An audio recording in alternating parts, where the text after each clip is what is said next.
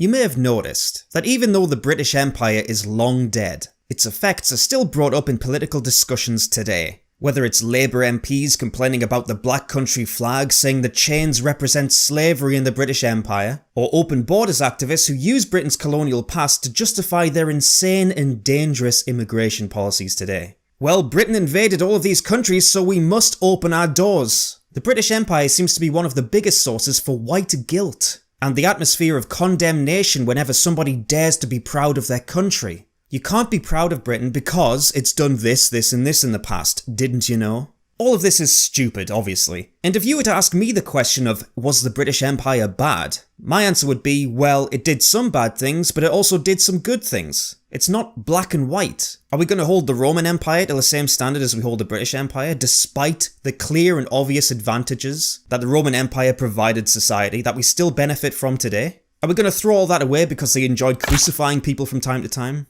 I don't think so. Secondly, applying modern-day ethical and moral standards to people who lived hundreds of years ago is just... please, that's ridiculous. No nation, no country, no civilization throughout the entirety of history will ever be able to stand up to your current modern-day ethical and moral standards. It's just the way it is. But nevertheless, the British Empire is always constantly portrayed as this evil body, something we modern Brits should be ashamed of every single day. One of the biggest reasons for this is slavery, a topic that is constantly brought up in modern political debates, as if it matters in 2017. And yes, the British Empire was involved with slavery for a time, as was literally every other nation in the world back then. Or close enough. But we only ever hear one side of that. We only ever get taught one side of that in school. We never get taught, for example, that the British Empire was actually the catalyst for ending slavery, or that Britain went to great expense to end slavery and to free slaves. That's what I want to explore in this video. Because quite frankly, I'm sick of this one-sided tale being exploited in modern-day political discussions. I'm sick of history being skewed to one side of the political divide. So let's get started. Now, I have to say, when I was researching this video, Google made me laugh numerous times. For example, if I wanted Google to tell me how did slavery start in Africa, I would expect it to tell me about the African slave trade, and the Egyptians who used slavery, and the Middle Eastern civilizations who went to Africa, enslaved people and took them back to Islamic countries. There's lots of history to draw on there. But Google gives me this answer. The Atlantic slave trade developed after Europeans began exploring and establishing trading posts on the Atlantic west coast of Africa in the mid-15th century. The first major group of European traders in West Africa was the Portuguese, followed by the British and the French. But notice how the question says, how did slavery start in Africa? Not, how did the Atlantic slave trade start from Africa? No. How did slavery as a broad umbrella term start? And then Google focuses completely on the Atlantic slave trade. When we know, after doing only a little bit of digging, that African states played a key role in the slave trade. Slavery was already a common practice among sub-Saharan Africans long before the involvement of the Arabs, Berbers, and Europeans. A common practice in Africa long before the involvement of Europeans. Google conveniently didn't mention that. Additionally, the Arab trade of Zanj slaves in Southeast Africa is one of the oldest slave trades, predating the European transatlantic slave trade by 700 years. How many of you were taught that in school, huh?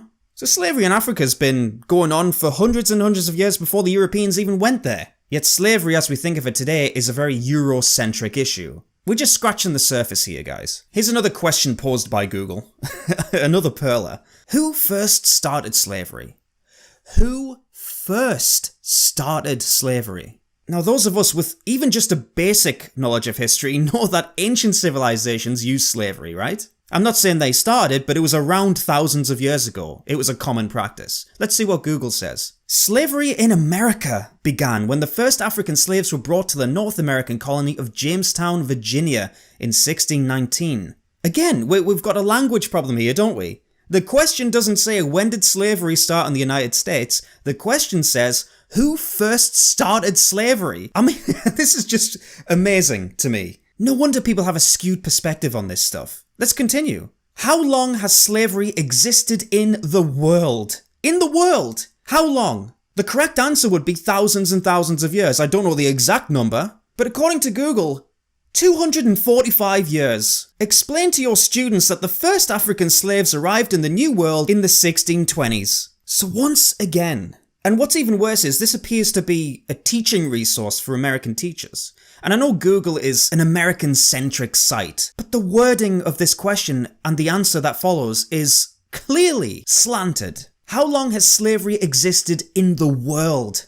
Misinformation by deliberately using misleading language. But even if we recognise that these questions and answers are clearly wrong and misleading, people may still get the impression that it was only the Africans, the black people, who had to endure slavery. They're the real victims here. They're the only victims, actually. But once again, that's not true. The North African slave markets traded also in European slaves. The European slaves were acquired by Barbary pirates in slave raids on ships and by raids on coastal towns from Italy to Spain, Portugal, France, England, the Netherlands, and as far afield as Iceland. Men, women, and children were captured to such a devastating extent that vast numbers of seacoast towns were abandoned. Ohio State University history professor Robert Davis describes the white slave trade as minimalized by most modern historians in his book Christian Slaves, Muslim Masters. Once again, I bet you didn't hear about this in your school history lessons. Let me just read a bit of that again. European slaves were acquired by Barbary pirates in slave raids on ships and by raids on coastal towns from Italy to Spain, Portugal, France, England, the Netherlands, and as far afield as Iceland. So slavers were going into Europe, coastal towns, Italy, Spain, Iceland, raiding these towns and taking men, women and children as slaves back to the Middle East. Can I ask a question here? Where's my reparations, eh? For my ancestors being chained up and taken to the Middle East to live out the rest of their miserable days as slaves to savage men. Hashtag, where's my reparations? Get it trending, guys. Davis estimates that 1 million to 1.25 million white Christian Europeans were enslaved in North Africa from the beginning of the 16th century to the middle of the 18th by slave traders from Tunis, Algiers and Tripoli alone. These numbers do not include the European people which were enslaved by Morocco and by other raiders and traders of the Mediterranean Sea coast. And roughly 700 Americans were held captive in this region as slaves between 1785 and 1815. 16th and 17th century custom statistics suggest that Istanbul's additional slave import from the Black Sea may have totaled around 2.5 million from 1450 to 1700. Hashtag where's my reparations? So as we can see, the topic of slavery is vast and detailed and complicated and messy. It's not a straightforward tale of white people going to Africa and enslaving those poor blacks. Not as simple as that. Slavery in Africa, slavery in the world, has been going on since the dawn of human civilization. Yet we, in the West, are the only people who are made to feel guilt for it in modern day times. The only people. Even though we in the West engaged in slavery for the shortest period of time. But now that I've done that little backstory of history, just because it annoyed me so much seeing those Google results, let's talk about the British Empire and the great lengths it went to abolish the slave trade. That evil, evil British Empire. The Slave Trade Act of 1807, or the Abolition of the Slave Trade Act 1807, was an act of the Parliament of the United Kingdom passed on the 25th of March 1807, with the title of An Act for the Abolition of the Slave Trade. The Act abolished the slave trade in the British Empire, in particular the Atlantic slave trade, and also encouraged British action to press other European states to abolish their slave trades. But it did not abolish slavery itself. Many of the bill's supporters thought the act would lead to the death of slavery, but it was not until 26 years later that slavery itself was actually abolished. So the Abolition Act of 1807 was the beginning of the end for slavery, and what I find the most interesting about this is that it wasn't just Britain saying, okay, we want to abolish slavery in the British Empire, it's that on top of that, the British took it upon themselves to encourage other European nations to abolish slavery, using diplomatic pressure. The Committee for the Abolition of the Slave Trade was formed in 1787 by a group of evangelical English Protestants allied with Quakers, to unite in their shared opposition to slavery and the slave trade. The Quakers had long viewed slavery as an immoral blight upon humanity. By 1807, the abolitionist groups had a very sizable faction of like-minded members in the British Parliament. At their height, they controlled 35 to 40 seats. That's a lot. Known as the Saints, the alliance was led by the best known of the anti-slave trade campaigners, William Wilberforce. What a great name, Wilberforce. Who had taken on the cause of abolition in 1787 after having read the evidence that Thomas Clarkson had amassed against the trade. William Wilberforce, there's the guy you need to thank, everybody. What a handsome man he is. Or was. The bill was first introduced to Parliament in January 1807. It went to the House of Commons on the 10th of February 1807. On the 23rd of February 1807, 20 years after he first began his crusade, Wilberforce and his team were rewarded with victory. By an overwhelming 283 votes for to 16 against, the motion to abolish the Atlantic slave trade was carried in the House of Commons. The debate lasted 10 hours and the House voted in favour of the bill. The bill received royal assent on the 25th of March 1807. So they didn't just win, they won overwhelmingly in the House of Commons, and I've always been told that Britain at that time was a horribly racist nation.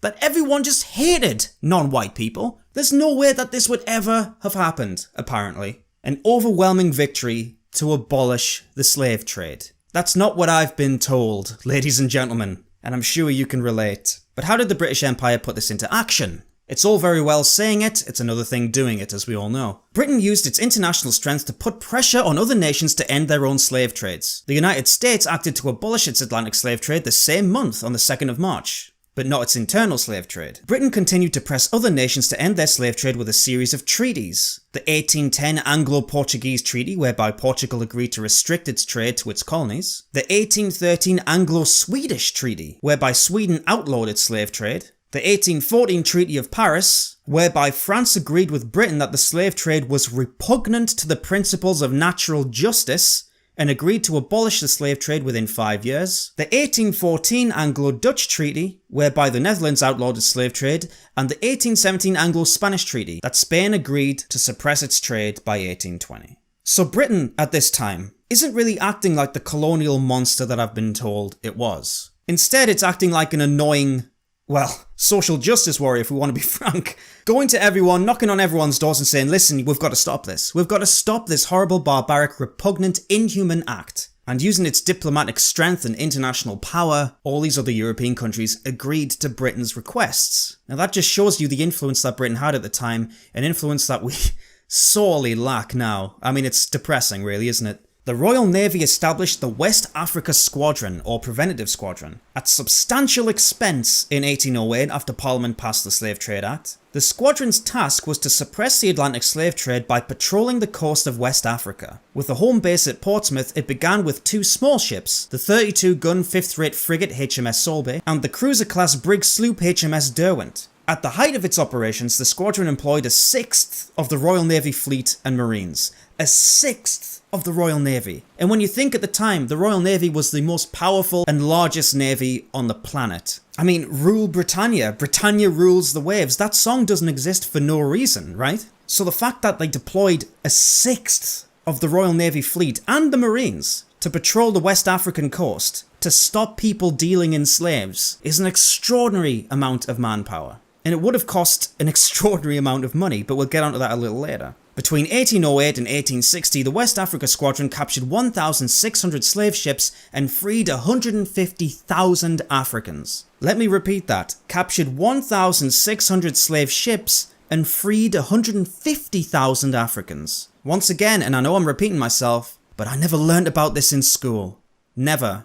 That's an extraordinary amount of success there, I have to say. The small British force was empowered, due to the ongoing Napoleonic Wars, to stop any ship bearing the flag of an enemy nation, making suppression activities much easier. Portugal, however, was one of the largest slave trading nations and Britain's ally against France, so in February 1810, under diplomatic pressure, it signed a convention that allowed British ships to police Portuguese shipping, meaning Portugal could only trade in slaves from its own African possessions. So even though Portugal was an ally with Britain against a common enemy in France, in a war against Napoleon, Britain still didn't hesitate to put Portugal under pressure. Commodore Sir George Ralph Collier, with the 36-gun HMS Creole, I think that is, as his flagship, was the first Commodore of the West African Squadron. On the 19th of September 1818, the Navy sent him to the Gulf of Guinea with the orders, "You are to use every means in your power to prevent a continuance of the traffic in slaves." Every means in your power.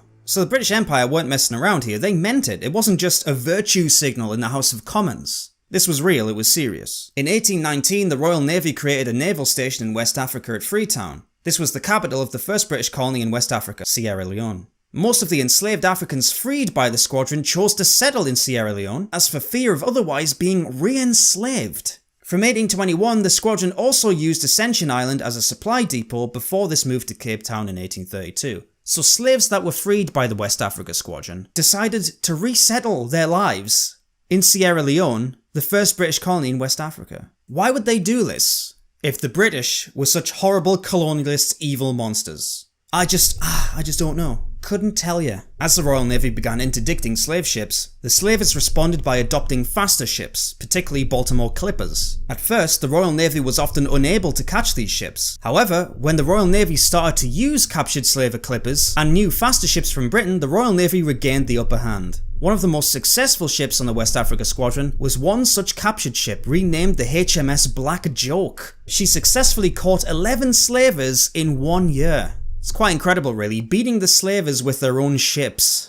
What an insult. And for one ship to capture 11 slavers in 1 year, I mean that's impressive by anyone's standards, isn't it? I wonder how many slaves were freed from those 11 ships. Thousands, I'd imagine. All hail the HMS Black Joke, I suppose. Britain pressed other nations into treaties to give the Royal Navy the right to search their ships for slaves. Now we're getting even more forceful with this, aren't we? As the 19th century wore on, the Royal Navy also began interdicting slave trading in North Africa, the Middle East and the Indian Ocean, basically encompassing the entirety of Africa. That's how determined the British were to stop this. Rear Admiral Joseph Denman was a British naval officer, most noted for his actions against the slave trade as a commander of HMS Wanderer of the West Africa Squadron. Here he is here. What a dapper gentleman he was. In 1813, Denman took command of the West Africa Squadron's big sloop HMS Wanderer. On the 5th of April 1840, the Wanderer's boat seized the American slaver Eliza Davidson, which was subsequently condemned in British and Spanish mixed commission courts at Sierra Leone. On the 12th of May, Denman took the Josefina, a Portuguese schooner fitted for the slave trade, as a prize. "I shall take your ship as a prize, my good man." On the 3rd of June, he took the schooner Sao Paulo de Leando as a prize. I hope I'm saying that right, and probably not. On the 9th of June, he took another schooner fitted for the slave trade, the Maria Rosaria. On the 3rd of July, he took the Pombina out of Havana and fitted for the slave trade. On the 29th of December 1842, a prize court awarded the Wanderer's crew a tonnage of bounty and moiety of proceeds for Pombina. This guy worked hard. What a work ethic. Bloody Joseph Denman. How come I've never heard about him?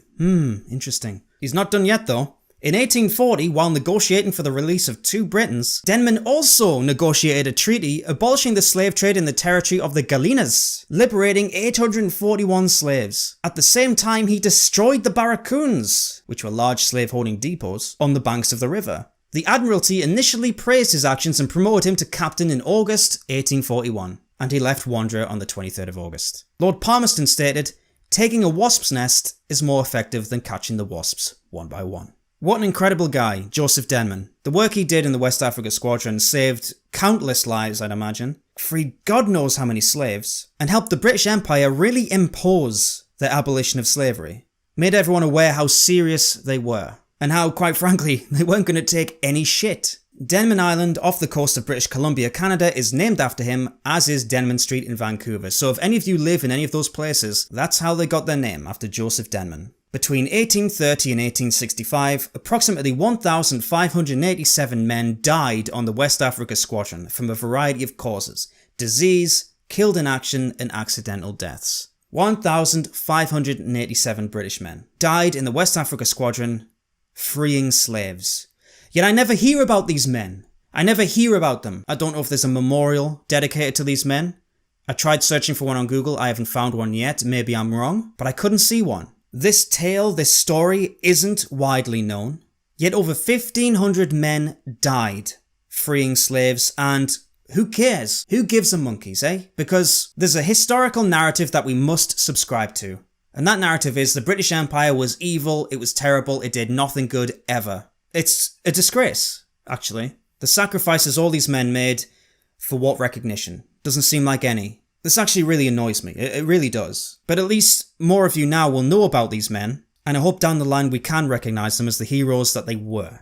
Now, I mentioned that the British Empire went to great expense to abolish the slave trade. And I wasn't wrong. In fact, on the 31st of October 2014, this news story came up. Chancellor Osborne to repay part of our First World War debt. Now, looking a little closer into this, we weren't just paying off our debt accumulated from World War I, we were paying off the debt that we'd acquired in the 19th century to abolish the slave trade. So, interestingly, if you were a British taxpayer up to 2014, you have financially contributed to the abolition of slavery. How about that? Your money has in part been used to repay the debt that Britain got into when we abolished slavery. Isn't that incredible? I've contributed to this. Me, personally. Now who's virtuous? It's me! Virtue! People should be thanking me.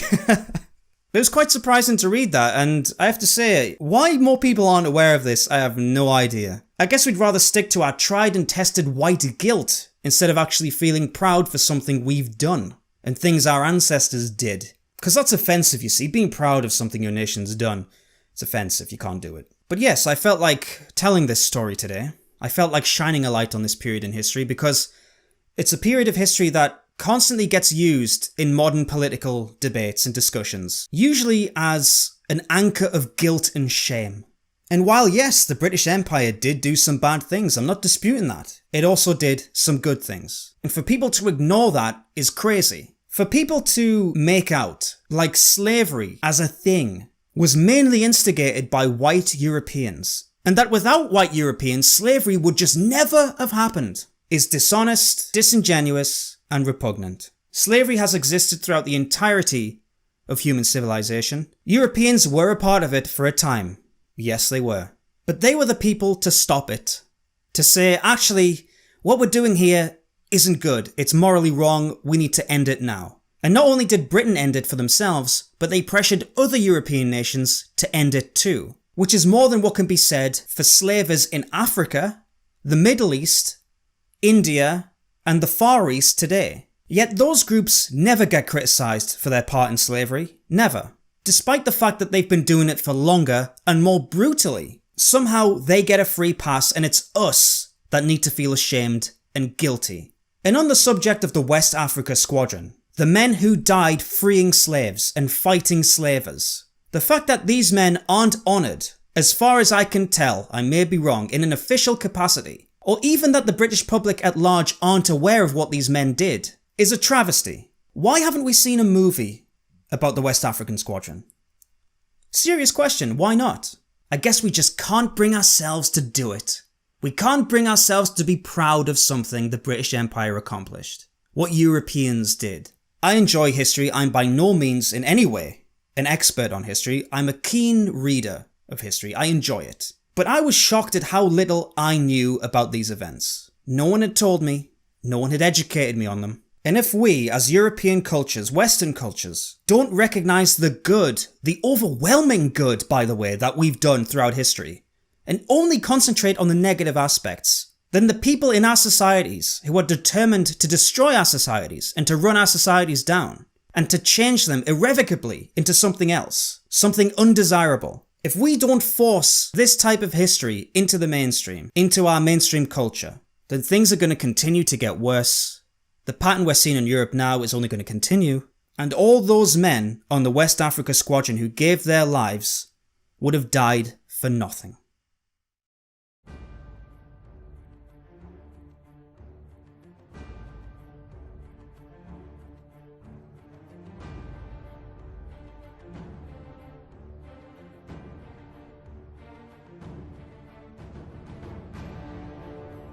Thank you very much once again everyone for watching. I know this video is slightly longer than usual, but I thought it was a very interesting subject and I hope you enjoyed it. Thank you, as always, a million times to my patrons who have so generously donated to my Patreon.